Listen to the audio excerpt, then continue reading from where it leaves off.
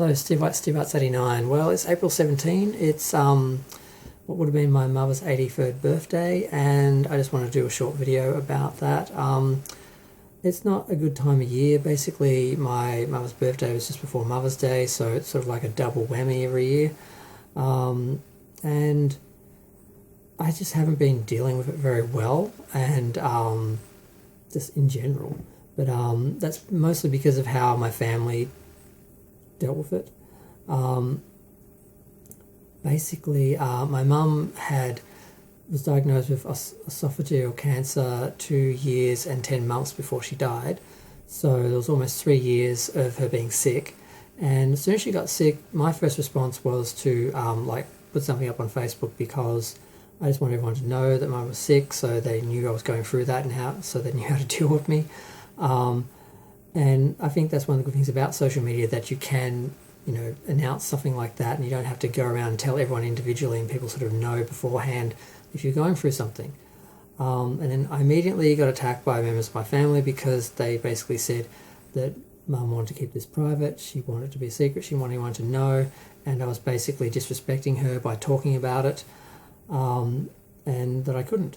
So I basically went through the 3 years that she was sick not being able to talk about it, which was not good for me. I don't think it would be good to anyone to have to deal with something like that alone. Now, it's very easy for my family, because they all have their own families. They're all married and have kids, and they all live in the same town basically, and they had themselves as a support system. I'm here in Melbourne by myself. I didn't have anyone to talk to about it. I couldn't talk to anyone outside of the family, so I was totally isolated and going through that in isolation, which was really not good for me. And then after she did die, I didn't really want to talk about it in some ways. I mean, you kind of don't. You kind of just try and get through the day without thinking about it. But the people I did want to talk about it with weren't interested in talking to me. They didn't make any effort. And with other people, you're just trying to avoid talking about the sort of issues, because you don't want to deal with it's draining, it's exhausting, and that was like 2 years. It's been 3 years since she died, and the first 2 years I sort of was keeping to myself. Now, I was a very social person. I used to go out a lot. I kept going out, but because I was very well known on the gay scene, I knew everyone, and whether you like me or not, everyone knew me. So I could always just go out. I didn't have to make plans with people and go out with groups or anything and be close to anyone. I could just go out by myself, and I would just see people I knew no matter where I went, and always get pulled into groups and have fun. But it was always very, it had become very superficial and surface. And like I said, I wasn't really talking to anyone or connecting or really close to anyone. I was just sort of going through the motions and still sort of being sociable on some level, but just being really isolated. And then along came COVID, and because I have some health issues which I haven't been able to sort out, I've been self-isolating for 13 months. So the 3 years my mum was sick, and the last 3 years since she died, I've basically been in some state of isolation and disconnection. And it's not really healthy for a person to live like that. And I'm wondering just how much it has affected me and how okay I am. I feel like I'm okay. I feel like I'm coping with this, I'm managing this, and then other times I feel like I'm just fooling myself and I'm a mess. But I'm not really sure. I don't know how to process this. I don't know how to process it alone. I still, like I said, I was a very independent person. I would always go out and do my own thing, but I always had a very close relationship with my mother, so it kind of didn't matter if I had a partner or I had very close friends or whatever, because whenever I had to talk about something, I could always call Mum and run something past her or ask what she thought, and that sort of gave me sort of independence, because I was self-sufficient with just that sort of one sort of other person to sort of rely on. And with that gone, because I mean society's pretty cold and the gay scene is pretty cold, and it's very difficult to connect with people. Now my family, they don't really see me as a member of the family. They just see me as some different odd person that just went to the city and they were just glad I was gone. They're very small town country people, very sort of community connected, all sort of that. They all know each other, they all get along, but they never really accepted me. They never really liked me. Between just all their issues and that, and like I said, it was very easy for them. They had their family units to deal with this, and none of them seemed to recognise that, like, when you're gay, you have your family, and then your family, they all split off and have their own families, except you don't, and your family just becomes your parents. So when your parents go, you are alone in the world. That's it.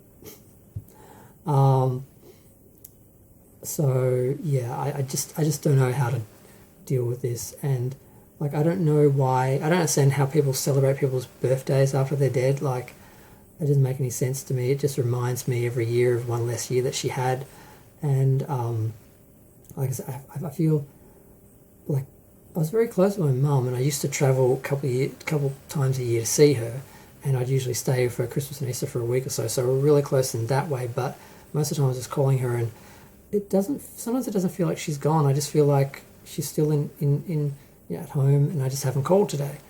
And then I sort of remember, you get sort of these reminders that no, she's gone. She does not exist. She's literally dust on top of a mountain, which is probably washed and blown away by now, and she just doesn't exist. And it's just a very weird reality, and I'm not sure how well I'm coping with this. And I sort of made this video because I just want to talk about it. YouTube is my therapy. Like, I just talk to YouTube, and I know someone out there is listening somewhere. I'm not talking to myself.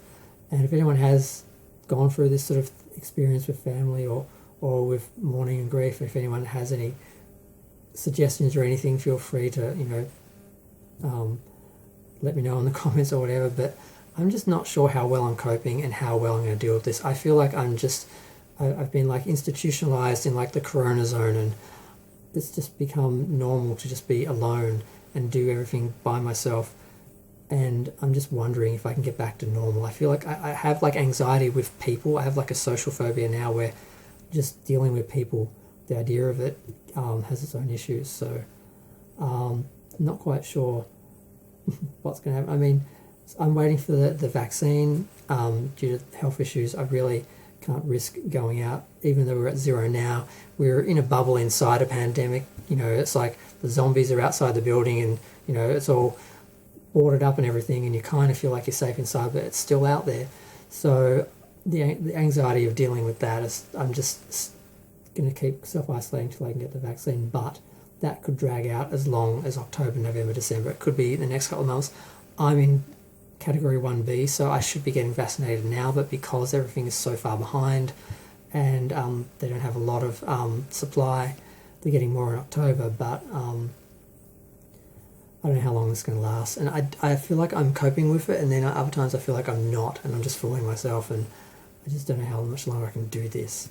But I want to talk about all that. I just had to have a bit of YouTube therapy in the corona zone, and yeah, also just thought if anyone else is going through something similar, maybe hearing my version of it might help or give them some ideas, or they might have some suggestions for me. I don't know.